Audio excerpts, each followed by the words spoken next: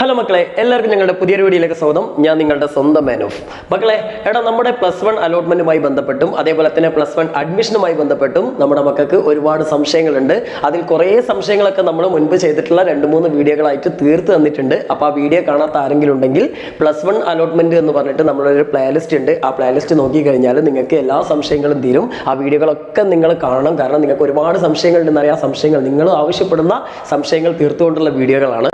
അതേപോലെ തന്നെ ബോണസ് പോയിന്റുമായി ബന്ധപ്പെട്ടതും അതുപോലെ തന്നെ +1 അലോട്ട്മെന്റിന്റെ സമയത്ത് എന്തെല്ലാം രേഖകൾ നിങ്ങൾ ഹാജരാക്കണം എന്നുള്ള കാര്യങ്ങളെ കുറിച്ചിട്ടും അതേപോലെ തന്നെ റീവാലുവേഷന്റെ കാര്യങ്ങളെ സംബന്ധിച്ചിടത്തായിട്ടുള്ള ഒരുപാട് ഡൗട്ടുകൾ നിങ്ങൾ ചോദിച്ചിരുന്നു. അതിനെക്കുറിച്ചെല്ലാം ഡീറ്റെയിൽഡ് ആയിട്ട് പറഞ്ഞിട്ടുള്ള വീഡിയോകൾ നേരത്തെ ചെയ്തിട്ടുണ്ട്. അപ്പോൾ ആ വീഡിയോകളൊക്കെ നമ്മുടെ പ്ലേലിസ്റ്റ് നോക്കിയിട്ട് കാണുക.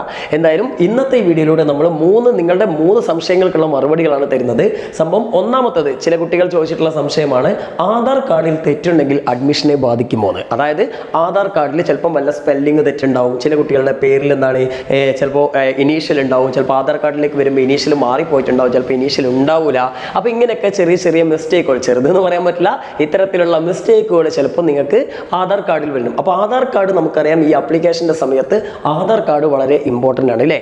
ആധാർ നമ്പർ നമ്മൾ തീർച്ചയായിട്ടും നമ്മുടെ ആപ്ലിക്കേഷൻസ് അല്ലെങ്കിൽ അപ്ലൈ ചെയ്യുന്ന സമയത്ത് നമ്മൾ അടിക്കണം അല്ലേ. അപ്പോൾ ആധാർ കാർഡ് ചേർക്കുമ്പോൾ ഇങ്ങനെയുള്ള പ്രശ്നങ്ങൾ നമ്മുടെ അഡ്മിഷനെ ബാധിക്കുമോ എന്നാണ് ചില കുട്ടികളുടെ സംശയം. അപ്പോൾ നിങ്ങളുടെ ഇത്തരം ഒരു സംശയത്തിൻ്റെ മറുപടി ഈ വീഡിയോയിലൂടെ നിങ്ങൾക്ക് തരുന്നതായിരിക്കും. ഇനി നമുക്ക് രണ്ടാമത്തെ സംശയം നോക്കാം. അഡ്രസ്സിൽ തിരുത്തുണ്ടെങ്കിൽ എന്ത് ചെയ്യണം? മക്കളെ, നിങ്ങൾ മനസ്സിലാക്കേണ്ടത് +1 അഡ്മിഷന് ഏറ്റവും കൂടുതൽ പരിഗണിക്കുക അല്ലെങ്കിൽ പ്രധാനമായിട്ടും പരിഗണിക്കുക നിങ്ങളുടെ SSLC ബുക്കിന് വേണ്ടി നിങ്ങൾ നൽകിയിട്ടുള്ള അല്ലെങ്കിൽ SSLC ബുക്കിൽ നിങ്ങൾ നൽകിയിട്ടുള്ള അഡ്രസ് തന്നെയാണ്. +1 അഡ്മിഷന് മുമ്പായിട്ട് നിങ്ങൾക്ക് സ്കൂളിൽ നിന്ന് SSLC ബുക്ക് കിട്ടും. അതുവരെ നിങ്ങൾക്ക് നിങ്ങളുടെ മാർക്ക് ലിസ്റ്റ് എന്താണ്, നമ്മൾ ഓൾറെഡി നമ്മുടെ രജിസ്റ്റർ നമ്പറൊക്കെ അപ്ലൈ ചെയ്യുന്ന സമയത്ത് അല്ലെങ്കിൽ അത് എൻ്റർ ചെയ്യുന്ന സമയത്ത് ഓട്ടോമാറ്റിക്കലി നമ്മുടെ മാർക്ക് ഇതിലേക്ക് ആഡ് ചെയ്യപ്പെടും, നമ്മുടെ ആപ്ലിക്കേഷൻ അലോട്ട്മെന്റ് ഫോമിലേക്ക് ആഡ് ചെയ്യപ്പെടും. അപ്പോൾ അതുകൊണ്ട് അതിനെക്കുറിച്ച് ഇപ്പം നിങ്ങൾ വറി ചെയ്യേണ്ട ആവശ്യമില്ല. അഡ്മിഷന് മുമ്പായിട്ട് നിങ്ങളുടെ സ്കൂളിൽ നിന്ന് നിങ്ങൾക്ക് SSLC ബുക്ക് കിട്ടും. ഓക്കെ, അപ്പോൾ ആ SSLC ബുക്കിൽ നിങ്ങൾക്ക് പെർമനന്റ് അഡ്രസ്സ് ഉണ്ടാവും. നിങ്ങൾ സ്കൂളിൽ കൊടുത്തിട്ടുള്ള പെർമനന്റ് അഡ്രസ്സാണ് നിങ്ങൾക്ക് SSLC ബുക്കിൽ ഉണ്ടാവുക. അപ്പം അത്തരം അഡ്രസ്സിലല്ല ഇപ്പം നിങ്ങൾ നിൽക്കുന്നതെങ്കിൽ, ഉദാഹരണത്തിന് നിങ്ങളിപ്പോൾ 10ാം ക്ലാസ് കഴിഞ്ഞു, നിങ്ങൾ ഇതുവരെ താമസിച്ച വീട്ടിലല്ല ഇനി നിങ്ങൾ നിൽക്കുന്നത്, എന്തെങ്കിലും അഡ്രസ്സ് ചേഞ്ച് ആയി എന്ന് വിചാരിച്ചോ. അപ്പോൾ നിങ്ങൾ ഇനി ആ ചേഞ്ച് ആയ അഡ്രസ്സാണ് നിങ്ങളുടെ ആപ്ലിക്കേഷൻ ഫോമിൽ കൊടുക്കാൻ വിചാരിക്കുന്നത്. അതായത് SSLC ബുക്കിലുള്ള അഡ്രസ്സ് അല്ല എന്ന് വിചാരിക്കുക. അങ്ങനെയാണെങ്കിൽ നിങ്ങൾ എന്ത് ചെയ്യണം എന്നുള്ളതാണ് രണ്ടാമത് ചില കുട്ടികളുടെ സംശയം. അങ്ങനെ ഉള്ള കുട്ടികളുണ്ട്, ചിലപ്പോൾ പഞ്ചായത്ത് തന്നെ മാറിയിട്ടുണ്ടാവും അല്ലെങ്കിൽ ജില്ല മാറിയിട്ടുണ്ടാവും. അപ്പോൾ അങ്ങനെയൊക്കെയുള്ള സിറ്റുവേഷനിൽ ഇനി എന്ത് ചെയ്യും? SSLC ബുക്കിലൊരു അഡ്രസ്സ്, അതേപോലെ തന്നെ ഇപ്പോൾ താമസിക്കുന്ന വേറൊരു അഡ്രസ്സ്, അപ്പോൾ നമ്മൾ ആപ്ലിക്കേഷൻ ഫോമിൽ എന്താ ചെയ്യുക എന്നൊക്കെ ഡൗട്ടുള്ളവരുണ്ടാവും. അത്തരത്തിലുള്ളവർക്കുള്ള ഒരു സംശയമാണ് രണ്ടാമത്തത്.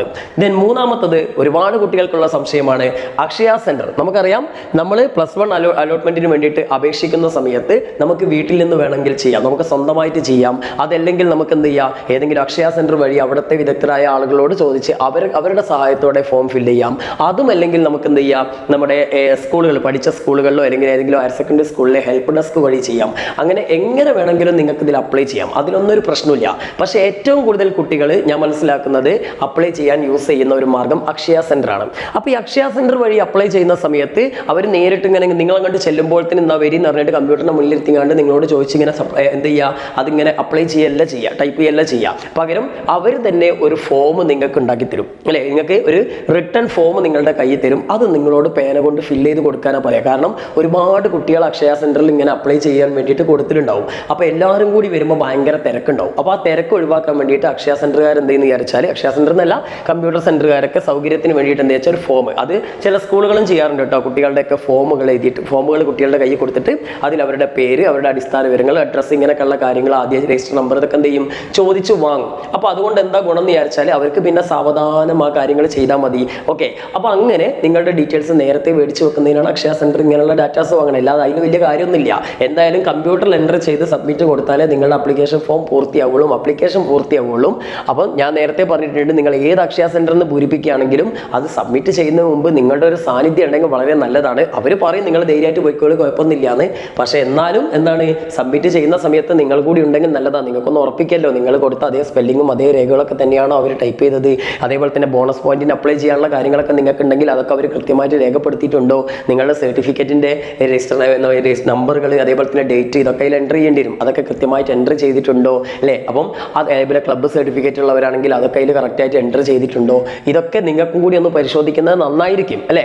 അപ്പോൾ എന്തായാലും ഇവിടെ സംശയം അതല്ല, ഇത്തരത്തിൽ അക്ഷയ സെന്ററിൽ നിന്നാണ് കുട്ടികൾ അപ്ലൈ ചെയ്യുന്നതെങ്കിൽ ഉണ്ടെങ്കിൽ അവർ കയ്യിൽ എന്തെങ്കിലുമൊക്കെ സർട്ടിഫിക്കറ്റുകൾ വെക്കണോ, അല്ലെങ്കിൽ എന്തൊക്കെ രേഖകളാണ് കയ്യിൽ വേണ്ടത്? ഓക്കെ, അപ്പം അതിൽ നിങ്ങൾ ഒറിജിനലൊന്നും വെക്കണ്ട.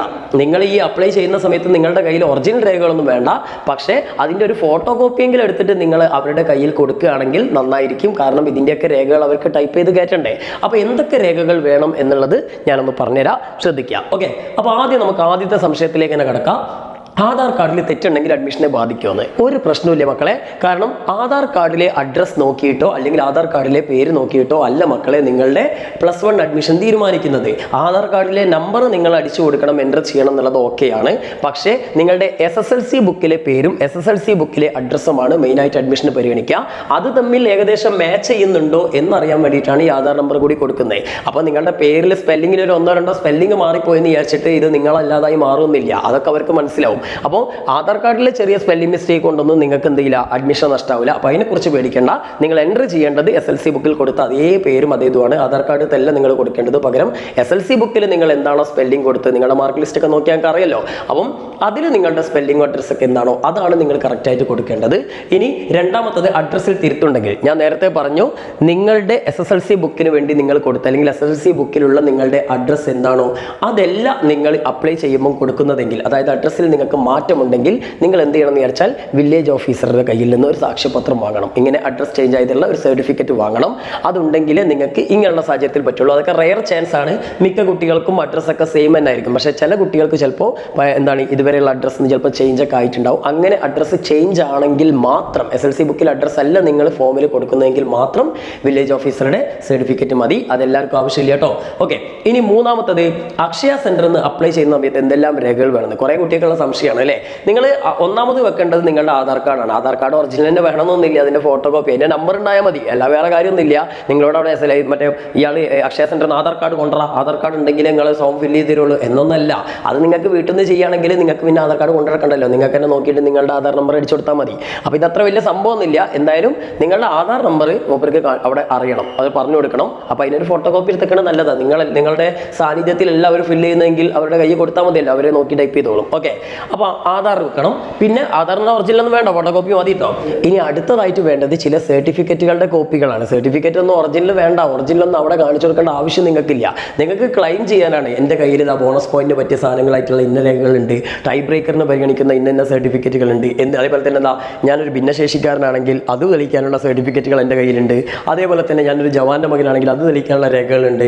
അങ്ങനെ എന്താണോ നിങ്ങൾക്ക് ഈ ഒരു റിസർവേഷനും അതേപോലെ തന്നെ ബോണസ് പോയിന്റ് മറ്റുള്ള ടൈ ബ്രേക്കർ ഇതിനൊക്കെയുമായി ബന്ധപ്പെട്ട് എന്തെല്ലാം ആനുകൂല്യങ്ങൾ നിങ്ങൾക്ക് കിട്ടാനുണ്ടോ അതെല്ലാം തെളിയിക്കുന്ന രേഖകൾ നിങ്ങളുടെ കയ്യിലുണ്ടായിരിക്കണം. ഒറിജിനൽ ഇപ്പം വേണമെന്നില്ല. ഈ ഒറിജിനലൊക്കെ നിങ്ങൾ ഹാജരാക്കേണ്ടത് സ്കൂളിലാണ്. ഓക്കെ, എല്ലാത്തിനും ഈ പറഞ്ഞ എല്ലാ സർട്ടിഫിക്കറ്റിനും നിങ്ങൾ എന്തൊക്കെ ക്ലെയിം ചെയ്തോ ആ സർട്ടിഫിക്കറ്റുകളുടെ ഒക്കെ ഒറിജിനൽ നിങ്ങൾ ഹാജരാക്കണം. എപ്പോൾ നിങ്ങൾക്ക് ഏതെങ്കിലും സ്കൂളിൽ അഡ്മിഷൻ കിട്ടിക്കഴിഞ്ഞാൽ, അലോട്ട്മെന്റ് ഒക്കെ വന്നു കഴിഞ്ഞാൽ അഡ്മിഷൻ കിട്ടല്ലോ, ആ സമയത്ത് നിങ്ങൾ എനിക്ക് ബോണസ് പോയിന്റ് ഉണ്ട്, ഇന്ന സ്ഥലത്തിൽ NCCയിലാണ്, അതുകൊണ്ട് NCCന്റെ സർട്ടിഫിക്കറ്റ് ഹാജരാക്കണം. അല്ലെങ്കിൽ ഞാൻ ഇന്ന ഭിന്നശേഷിക്കാരനാണ്, അപ്പോൾ അത് തെളിയിക്കാനുള്ള രേഖകൾ അവിടെ സ്കൂളിൽ ഹാജരാക്കണം. അങ്ങനെ നിങ്ങൾ എന്തൊക്കെ ക്ലെയിം ചെയ്തോ അതിൻ്റെ ഒറിജിനൽ ഹാജരാക്കേണ്ട സ്കൂളാണ്. അക്ഷയ സെന്ററിൽ നിങ്ങൾ തൽക്കാലം ഇതിൻ്റെയൊക്കെ ഫോട്ടോ കോപ്പി കയ്യിൽ വെച്ചാൽ മതി. കാരണം അതിൻ്റെയൊക്കെ ചിലപ്പോൾ എന്തെങ്കിലുമൊക്കെ നമ്പറുകളൊക്കെ സർട്ടിഫിക്കറ്റിൻ്റെ നമ്പറുകളോ അല്ലെങ്കിൽ ഡേറ്റുകളൊക്കെ അതിൽ നമുക്ക് എന്ത് ചെയ്യേണ്ടി വരും, റീഡ് ചെയ്യേണ്ടി വരും അല്ലെങ്കിൽ ടൈപ്പ് ചെയ്യേണ്ടി വരും. അപ്പോൾ ആ സമയത്ത് മാറിപ്പോവാതിരിക്കാൻ വേണ്ടിയിട്ട് അത് നിങ്ങളുടെ കയ്യിൽ വെക്കുക. അല്ലാതെ ഇതത്ര വലിയ സംഭവമുള്ള കാര്യമൊന്നുമില്ല.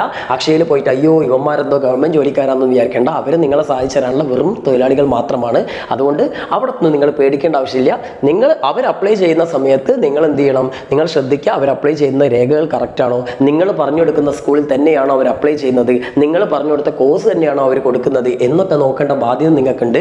അവരുടെ കയ്യിൽ നിന്ന് എന്തെങ്കിലും തെറ്റ് പറ്റിയാലും നിങ്ങൾക്ക് തന്നെയാണ് അതിൻ്റെ ബുദ്ധിമുട്ടുണ്ടാവുക. പിന്നെ എന്തെങ്കിലും തെറ്റ് പറ്റിയിട്ട് അവിടെ പോയി ചൂടായിട്ടൊന്നും കാര്യം ഉണ്ടാവില്ല. അപ്പോൾ അതുകൊണ്ട് സയൻസ് ആണ് നിങ്ങൾക്ക് പ്രയോറിറ്റി വേണ്ടെങ്കിൽ അവർ ഫസ്റ്റ് ഓപ്ഷനിൽ സയൻസ് ആണോ കൊടുത്തിരിക്കുന്നതെന്നൊക്കെ നിങ്ങൾ നോക്കണം. അതേപോലെ തന്നെ നിങ്ങൾക്ക് ഒരു 2-3 സ്കൂളിൽ നിങ്ങൾ പ്രയോറിറ്റി കൊടുത്തിട്ടുണ്ടെങ്കിൽ ആ സ്കൂൾ അതേപോലെ തന്നെയാണോ ഓർഡറിനാണോ അവർ കൊടുത്തിരിക്കുന്നതെന്നൊക്കെ നിങ്ങൾ പരിശോധിക്കണം. അല്ലാതെ നിങ്ങൾക്ക് നിർബന്ധമായിട്ടും വേണ്ട കോഴ്സ് അടിയിലും അതേപോലെ തന്നെ നിങ്ങൾക്ക് നിർബന്ധമായിട്ടും വേണ്ട സ്കൂൾ അവസാനത്തെ ഓപ്ഷനായിട്ടൊക്കെ കൊടുത്തു കഴിഞ്ഞാൽ അലോട്ട്മെന്റ് സമയത്ത് നിങ്ങൾക്ക് ഏതെങ്കിലുമൊക്കെ സ്കൂൾ ഏതെങ്കിലുമൊക്കെ കോഴ്സുകൾ കിട്ടിപ്പോവും. അപ്പോൾ അതുകൊണ്ട് ഇതൊക്കെയാണ് മക്കൾ നോക്കേണ്ടത്. അല്ലാതെ ഇതിനൊന്നും വലിയ ടെൻഷൻ അടിക്കേണ്ട ആവശ്യമില്ല. ഓക്കെ, എല്ലാം ശരിയാണോ എന്ന് നിങ്ങളൊന്ന് ചുമ്മാ നോക്കിയാൽ മതി. ഇതത്ര വലിയ സംഭവമുള്ള കാര്യമൊന്നുമല്ല. ഓക്കെ, അപ്പോൾ മക്കളെ ഈ പറഞ്ഞിട്ടുള്ള 3 ഡൗട്ടുകളും ഒക്കെ ക്ലിയർ ആയിട്ടുണ്ടെന്ന് വിചാരിക്കുന്നു. അപ്പോൾ ഇതുപോലുള്ള എന്തെങ്കിലുമൊക്കെ സംശയങ്ങൾ നിങ്ങൾക്കുണ്ടെങ്കിൽ ഒന്ന് നിങ്ങൾ എന്ത് വിചാരിച്ചാൽ ആദ്യം നമ്മുടെ ചാനലിൻ്റെ പ്ലേലിസ്റ്റ് നോക്കിയിട്ട് ഞാൻ നേരത്തെ പറഞ്ഞ ഫോൾഡർ നോക്കുക.